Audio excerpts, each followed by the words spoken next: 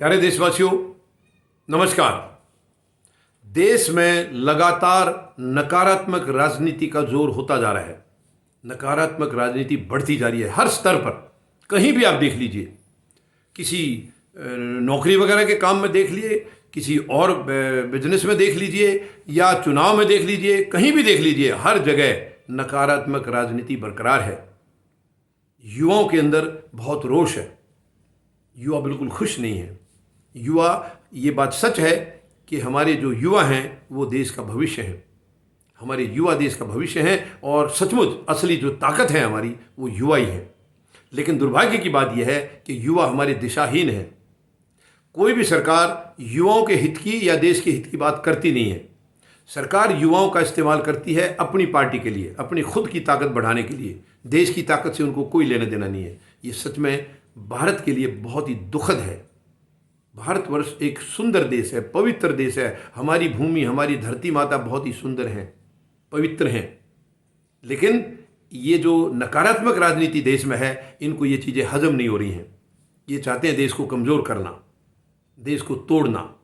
ये शर्म की बात है, ये बहुत ही शर्म की बात है। इस नकारात्मक राजनीति की वजह से रोज़ाना कलह है, कलेश है, हर घरों में कलेश है, परिवारों में कलेश है। उनके कई कारण हैं। एक तो कहीं नौकरियां नहीं है, वैसे टेंशन बढ़ेगी।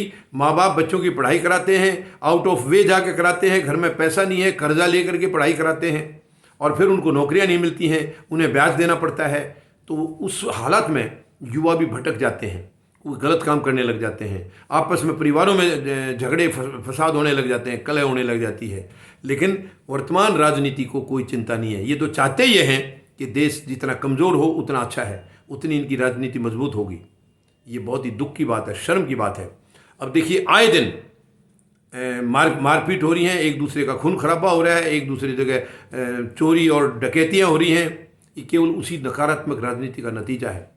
अब ट्रांस यमुना इलाके में एक शख्स ने, यानी उनकी पत्नी के साथ काफ़ी झगड़ा चल रहा था, कई सालों से झगड़ा चल रहा था। अंत में उनका अभी 2 दिन पहले फिर झगड़ा हुआ है। तो पत्नी ने अपने घर में फ़ोन करके परिवार को बुला लिया। तो वहाँ से उसकी माँ, उसके भाई, भाभियाँ, ये सब वहाँ से आ गए। और आने के बाद उनकी कहासुनी ज़्यादा बढ़ गई और उसी के अंदर कुछ हाथापाई शुरू हुई। और जो पुरुष था, महिला का जो पति था, वो अंदर गया, अपनी जो लाइसेंस थी, उसकी वेपन थी, हथियार जो था, उसको लाया और उसने ताबड़तोड़ फायरिंग शुरू कर दी। जिसके अंदर इस पत्नी के 2 भाई थे, वो वहीं उनको मौत के घाट उतार दिया गया। एक इनकी भाभी, यानी गंभीर चोट आई है उसको, और माँ इनकी लाचार होकर के केवल देखती रही। हालांकि शख्स को गिरफ्तार कर लिया गया है, तुरंत गिरफ्तार कर लिया गया, लेकिन परिवार तो बर्बाद हो गया है। अब इसमें 3 परिवार बर्बाद हो गए। उनकी बहन भी थी, एक वो परिवार बर्बाद हो गया। इसकी माँ का जो इसका मतलब मायका था इसका, वो बर्बाद हो गया, और ये परिवार बर्बाद हो गया। यानी इसने अपनी पत्नी को भी मार दिया, दोनों भाइयों को मार दिया, और एक भाई की पत्नी घायल है। अब ये खुद जेल में रहेगा। पत्नी की मौत हो चुकी है और 2 बच्चे हैं इनके। बताइए उन बच्चों का भविष्य क्या होगा? क्या कभी सोचा इसने? तो ये बहुत आपस की रंजिश, ये जो है ना, बर्बादी का कारण बन रही है।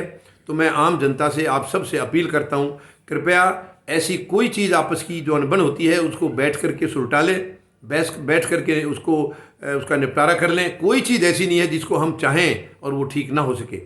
मेहरबानी करके ऐसा ना करें। हाँ, राजनीति जो गंदी है, ये उसका असर ज़रूर है, और इसको भी हम लोग बदलेंगे।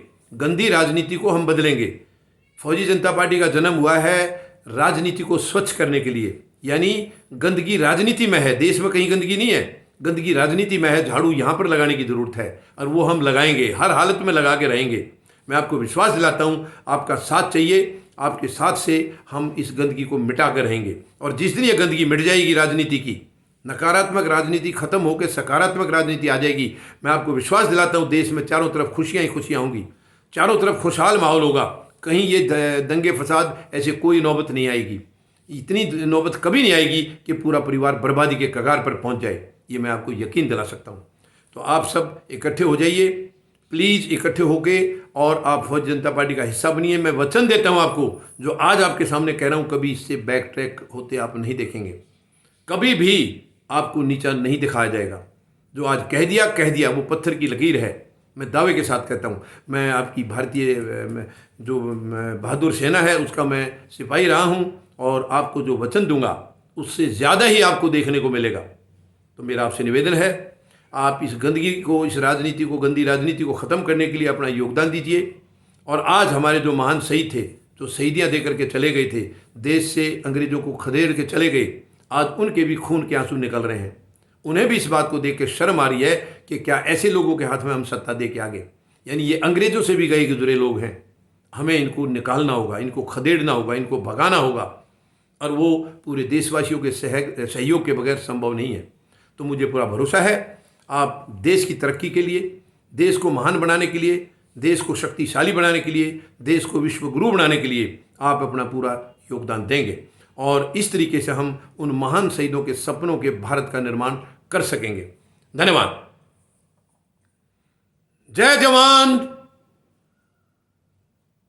जय किसान, जय हिंद।